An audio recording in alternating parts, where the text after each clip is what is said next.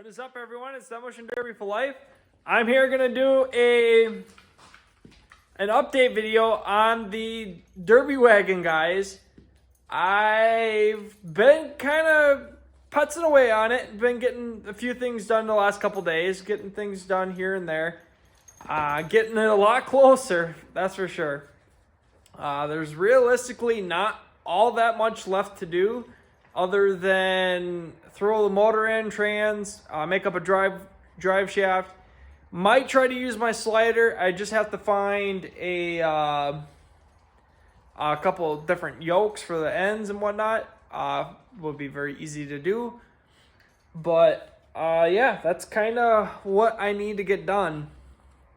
So, you guys ready to see how the progress? Have not done all that much. Basically got a bunch of my 9-wire done, got my welding done. Basically all my welding is done other than welding the rear end, and maybe I'll come across some other miscellaneous stuff. And I gotta weld in my motor mounts, which that's basically it for welding. Everything else is 9-wire and a little bit of torching yet, but I will get to that eventually. Maybe tomorrow. Have not decided yet. So we'll start up front here and we'll work our way around. Do any of you guys recognize this bumper? You guys have not seen this bumper in probably a couple years. This was off of the Ghostbusters car, guys. Ghostbusters car, then it was the Nemo car, then it went to splatter paint. And yeah, that is the bumper off of that car.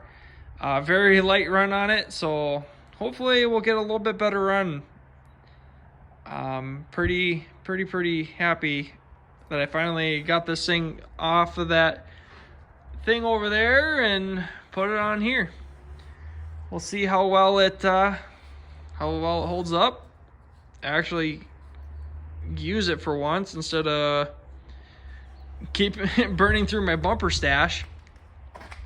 For the rules, you cannot weld the frame. You can't really do anything. You can't even weld your suspension. You can bolt it or wire it.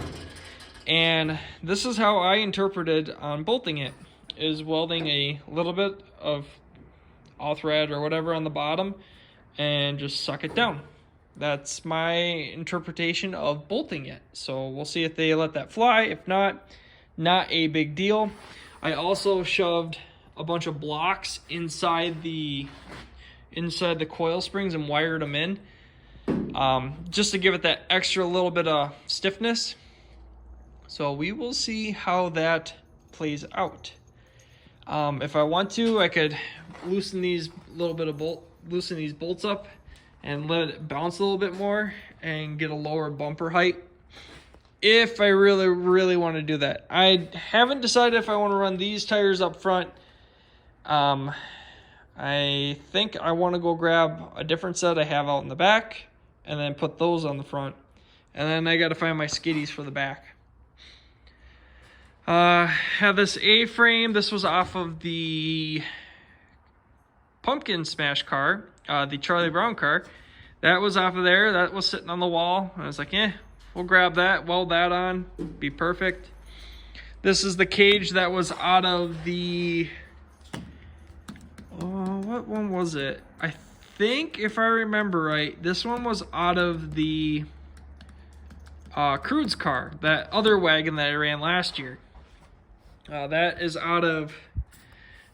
cage is out of that, and I actually welded it in upside down, so it sits kind of, so the gas tank protector sits level, and I'm actually kind of liking how that worked out.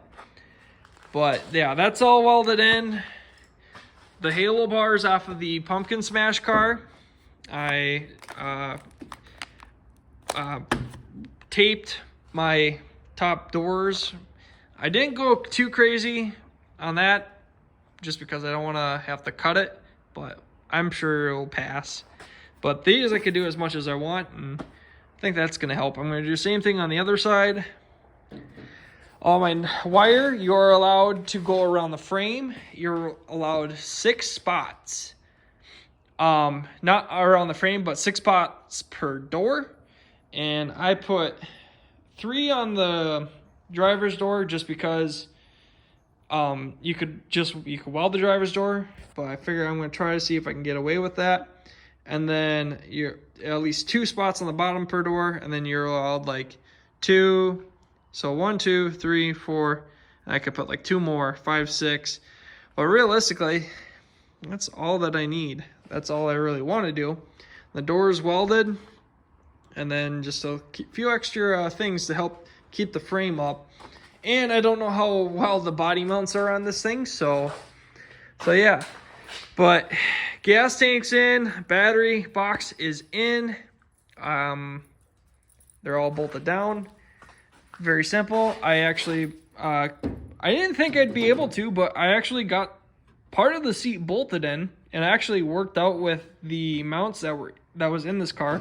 This car did not have a seat, so I had, this one was out of a Lumina, if I remember right, or something else. I can't remember exactly, but I had this thing sitting inside my little camper, and I bolted the back down and then welded the front, and perfect. I patched the floor as well. There was a big gaping hole right here, and all I did is took an old piece of hood that I had cut out for like the headers and stuff, and then I welded the side, and I put a few extra self-tappers where I could just to hold it in. I also cut my hole for my shifter. I have not decided if this is, or I have to maybe modify it yet, depending on where this transmission sits and whatnot. Got my hole for my distributor cut. We were not allowed to make a very big hole, but how I have this figured out is this was factory here. This was a factory hole.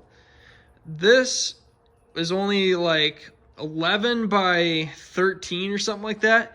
So that's not a very big hole. That's basically normally what you're allowed at shows, so I'm hoping they'll let that pass.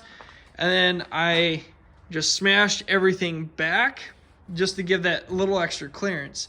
It's not cut any smaller, it's just pushed back and made it look more, or make it more open. I'm a little nervous on that side. I'm gonna have to try to shift the motor this way enough that I don't have to worry about hitting the distributor cap on it, but we will see how it all plays out.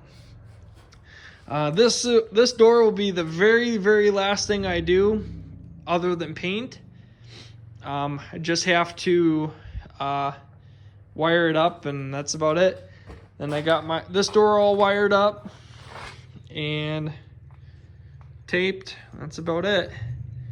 And the last thing that I've done so far to the car is I took a high lift jack, which is that device right here.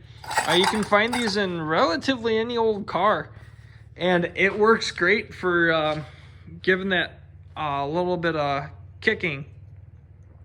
The reason why you want to do this is it relieves the pressure on the frame, and it makes it a lot it makes it better, or makes it so it doesn't go down as easily. Granted, yes, it does go down still if you don't notch correctly, and if you take a funky shot, it can still go down. Freaking douches, gosh. As you can see as well, I have this big hole cut right here. This is so I can relieve pressure on the frame, and then I'm gonna be notching out here. Probably make a pretty big notch, and then I'm gonna pre-bend this up enough on both sides, and then I'm gonna put another notch or a dimple right here, and I'll leave that be. Because also what I want to do is get the first notch to roll up on just enough that I can make very first hit is going to be as square as I can, as hard as I can, and get it in up more. And what I'm hoping what will happen is it will want to go at that secondary notch. Granted, it's going to be a secondary dimple or notch. I haven't decided yet. But it's going to be probably right about in here is going to be the first notch. Pretty big one. I'm going to pre-bend it up. And then I want to do a secondary dimple right about here. And make that a very big dimple or a slight notch. Just enough that it would want to give at that secondary point. And then I'm going to do a few other things. I'm going to leave this pretty much how it is. Leave that stiff up to here. And then I want to pound the humps in a little bit just to give it that little bit of a crease. I think that actually helps. I'm going to test that theory again because I did it to the cow car where I pounded the side in and it didn't want to buckle. I don't know if it actually helped or not, but I'm going to try it on this thing and we'll see how it goes. Hopefully the back angle is good, but I have to see on how everything's going to go. I don't plan on running this back bumper. For now, I'm going to leave it on for my bending and everything. And once I get to a certain point, I'm going to knock this one off. And then I'm going to weld a lighter bumper on. And we'll see how it goes. But for now, I want to keep it on just so I got extra leverage and stuff for pre-bending this frame and whatnot. And as you can see, it does look a little funky. I believe the bumper shot, like that side's pushed in and this side's not as far pushed in.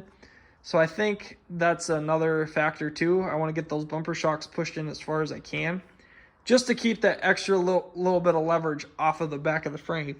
Because I want this thing to roll up and in, and then I want it to keep rolling.